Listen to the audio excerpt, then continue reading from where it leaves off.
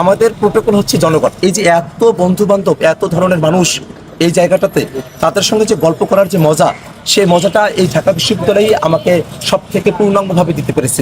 আমি যখন ডাকসুতে সমাজসেবা সম্পাদক ছিলাম, সে সময়টাতে আমার এই ডাকসু ভবন থেকে জিয়া হলে আমার হাঁটার যে গতি, তাতে 5 মিনিটের বেশি সময় লাগার কথা নয়, কিন্তু আধা ঘন্টা, 1 ঘন্টা, 1.5 ঘন্টা সময়ও লাগতো শুধু ডাকসু ভবন থেকে হেঁটে আমার জিয়া হল পর্যন্ত পৌঁছাতে। কারণ মানুষের সাথে আমার কথা হতো, আমি মানুষের সাথে গল্প করতে খুবই পছন্দ করি। আমাকে যখন হল থেকে পিটিয়ে বের করে দেওয়া হয় 2018 সালে কোটা সংস্কার আন্দোলনের সময়টাতে, ওই সময়টাতে আমি শুধুমাত্র এই কারণেই কান্না করেছিলাম যে আমি হলের বাইরে গিয়ে কার সাথে গল্প করবো, আমার গল্প করার মানুষ কোথায়। আমি এমনও হয়েছিল, আমি যাকে নিয়ে খেতে বসেছি হলের ক্যান্টিনে বা বেসে, তিনি খেয়ে উঠে গেছেন, তারপর আরেকজন খেতে বসেছেন, তার সঙ্গে গল্প হয়েছে, তিনিও উঠে গেছেন, তৃতীয় জনের সঙ্গে গল্প করতে করতে শেষমেশ আমি খাওয়াটা সমাপ্ত করতে পেরেছি। আমি গল্প করতে এতটা পছন্দ করি। এই ঢাকা বিশ্ববিদ্যালয় আমাকে গল্প করার অপরন্ত সুযোগ আমাকে দিয়েছিল।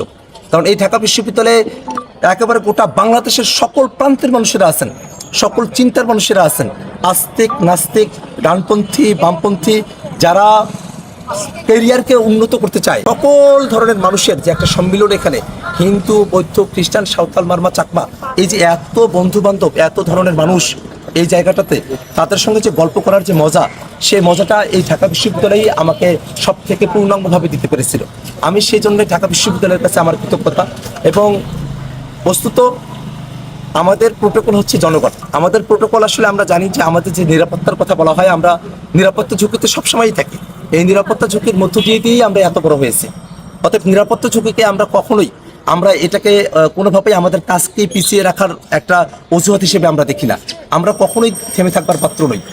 আমরা সেই প্রজন্মের মানুষেরা যারা আপনার ফাহাদের মতো বুক চিতিয়ে দিয়ে মৃত্যুকে আলিঙ্গন করে নিয়েছে, কিন্তু ভারতের আধিপত্যকে স্বীকার করে নেই। আমরা সেই প্রজন্মের মানুষেরা, যে প্রজন্মের আবু সাইদ 2 হাত প্রসারিত করে দিয়ে বুকে গুলি নিয়েছে, কিন্তু নিজের স্বপ্ন থেকে বিচ্যুত হয় নাই।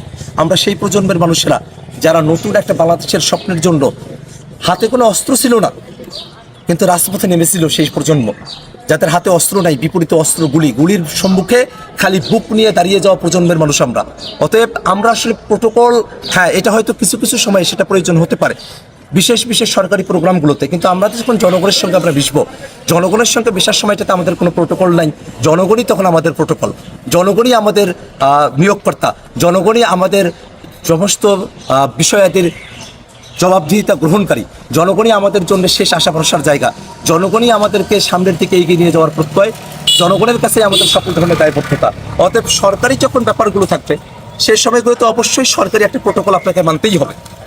তখন হয়তো প্রোটোকল থাকতে পারে, কিন্তু জনগণের সঙ্গে যখন আমরা মিশে যাব, সে সময়টা আমাদের প্রোটোকল আমাদের জনগণ, যাদের কাছ থেকে আমরা বৈধতা নিয়ে সংসদে গিয়েছি, যাদের কাছে বৈধতা নিয়ে আমরা বাংলাদেশের রাজনীতি করতে চাই, যাদেরকে সাথে নিয়ে বাংলাদেশের স্বাধীনতা সার্বভৌমত্বকে আমরা চিরতরে অক্ষুণ্ণ রাখার জন্য আমরা জীবন বাজি রেখে আমরা কাজ করতে